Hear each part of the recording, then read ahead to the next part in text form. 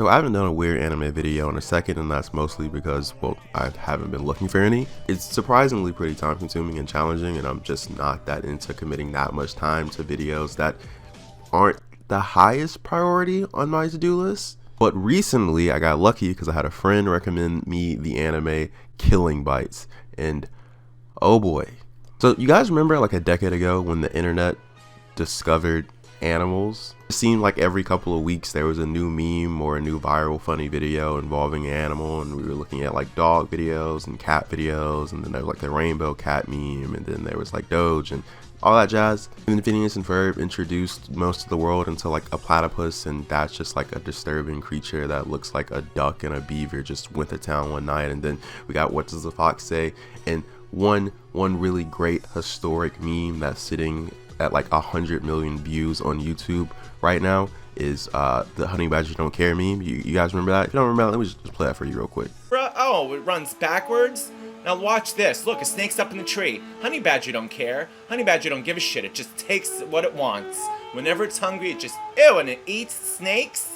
Everyone had started going with the Honey Badger Don't Care. The Honey Badger is the toughest animal in all the world. The Honey Badger is this, the Honey Badger is that. We even gave a football player the nickname the Honey Badger. Killing Bites is the result of what I imagine someone who found that meme to be way too funny not to keep going with it. So the Honey Badger meme started way back in 2011. That is crazy to say out loud because I was literally like 10 or 11 at that point in time. That's my second video in a row just coming to like a somber note of realizing that lots of time has passed, and it's not a joke, it's not a gag, it's kind of scary. Anyway, and the Killing Bites manga came about in 2013 by none other than Shinya Murata. You're probably looking at the manga art right now and saying, "Awakened, what the fuck is that?" And I am glad you asked.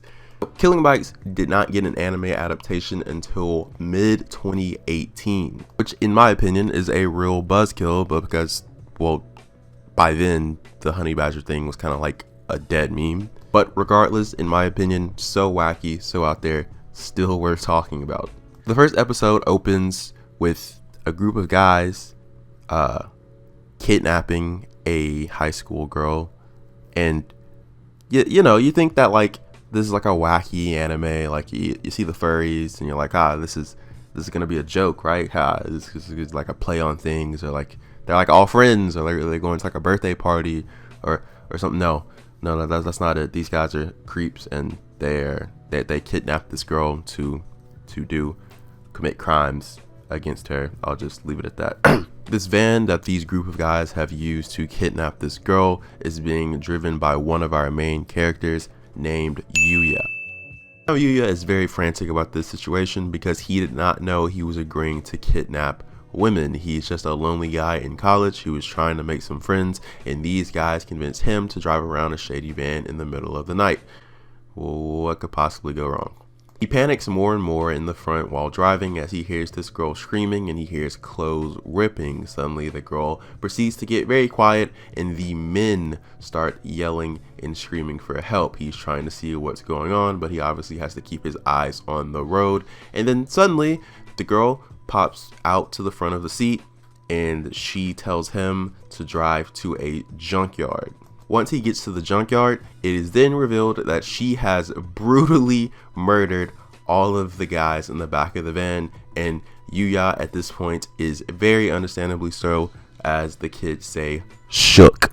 I stop making jokes like that and talking about like the passing of time. I'm gonna have niggas thinking that I'm like 40 out here. I promise you, I'm not even 25 yet, bro. Anyway, it becomes clear that the woman is now in charge of this entire situation, and she has just lumped in Yuya with the guys, and she's essentially holding him hostage. We see her talking to someone on the phone, and she's slowly but surely describing everything about Yuya, and during this conversation, Yuya gets the bright idea to finally run away, even though she told him not to.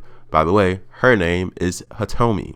Yuya runs away and he finds this guy, where he then proceeds to explain the entire situation that he just escaped from, for some odd reason having no qualms or interest or curiosity about why this random guy is also roaming around a junkyard in the middle of the night. And after he gets done explaining and puking for a second time, the guy responds by saying this.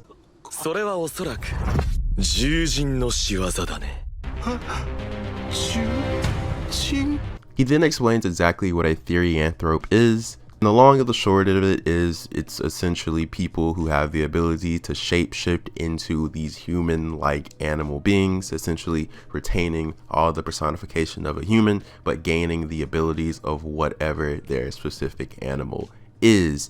Basically, a town of teen wolves are running around. The guy that Yuya is talking to happens to be one of these therianthropes, and he then transforms into a lion. He then attacks Yuya, but Yuya is saved by Hitomi, and they essentially have a little back and forth banter and come to the conclusion that if Hitomi wins this fight against Brute Leo, which is what he goes by for some reason, then Yuya dies along with her. But if she wins, Yuya gets to live. Now, I know in the recent years, with anime becoming more mainstream, a really big thing and a big talking point is the fan service aspect of it. It's really hard for some people to ignore. They don't like it. They also don't like the fact that a majority of anime characters are under the age of 18.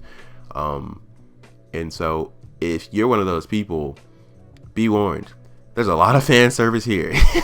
So something I'm just now noticing as I'm rewatching the first episode for the recording of this video is that the fan service is so prominent and heavy in the design of the characters that it actually creates this like a massive difference between the design of the male characters and the designs of the female characters. Not when everyone's just like a human, but in terms of the anthropes. The easiest way I can really break it down without having actually showing you each and every character is that the male designs, when they transform, makes them look like animals that just have human characteristics sprinkled on top, whereas the female characters look like humans that just have animal characteristics on top. The female characters for the most part are just full-blown like set up trap furries, 100%, no doubt in my mind. They all, for the most part, at bare minimum, are going to keep their face, and they're gonna look a little skimpy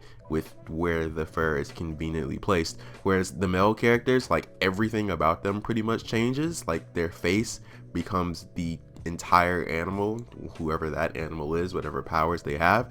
Whereas the females, this doesn't happen. They usually get like the arms and the legs of that character, and if there's like a tail that comes with their animal, they usually get the tail, because I mean, what's a furry without a tail, guys? Let's be honest. And this is where I'm 100% convinced that this show was strictly inspired by the Honey Badger Don't Care meme, because whereas the guy has the spliced DNA of a human and a lion, Hitomi has the spliced DNA of a human and, you guessed it, a honey badger. And then there's this moment that's basically like a Japanese version of that meme, and it's a narrator who comes in every time a new character is introduced, and they explain, no matter how basic or how rare the animal is, they explain like, you know, all the strengths of that animal and why you should be afraid of him for this upcoming battle and yada yada yada. And then he explains everything cool, I guess, about a honey badger. And it's a moment where I don't know if I'm supposed to take it serious or not, because it feels like I'm supposed to take it serious, and then it doesn't feel like I'm supposed to take it serious. But as the show transpires, yeah, you're supposed to take this serious. A fight between the honey badger and the lion happens, and then the obligatory, oh no, the honey badger is pinned in a corner. Our main character is about to lose, and then she just out of nowhere completely stomps this random guy. Happens because for all intents and purposes this has somewhat of like a shonen feel to it. They're like fighting, and you know, the whole animal slash human thing is essentially their power system. Kinda entertaining, won't lie, but I'll touch on that towards the end. So with Hitomi defeating Brute Leo, she has saved Yuya's life, and Yuya is in great gratitude towards her. He tends to her wounds, and he eventually passes out, where they wake up in his college dorm. Yuya questions why Hitomi decided to spend the night with him, to which she answers she was gonna leave, but she feels like this nigga owe her some breakfast. So what any smart, intelligent person would do, he gets her some breakfast. While they are eating, he is approached by some shady guy in a suit, who then explains the entire setup for the Killing Bites story. I'll give you a very short and condensed version. There are a group of people who want control over the country, and they have set up what is essentially an underground fight club where they bet on different theanthropes, and whoever theanthrope comes out on top, they are the person who wins the competition and has control over the country. He has a vested interest in Hitomi, which we don't find out until way later in the series, but keep in mind, this video is not, nor as any other weird anime video, to replace you watching the actual series. If you're interested, you gotta go watch it, fam. I only covered the first episode. Because of that vested interest, he then takes Yuya and gives him a buttload of money, and then says that he is now the sole investor of Hitomi, because there are lots of bets and things like that, and it's kind of complicated to explain, but it's not that complicated when you're watching and getting the story. But essentially, it's a fight club and people are betting on the fights. That's all you need to know. Towards the end of the episode, Yuya is having a nice stroll in the park alone at night, and a cute girl approaches him, seeming very innocent, but she then tries to kill him, and we find out that she is another one of these humans that can semi-transform into an animal, and she is a porcupine.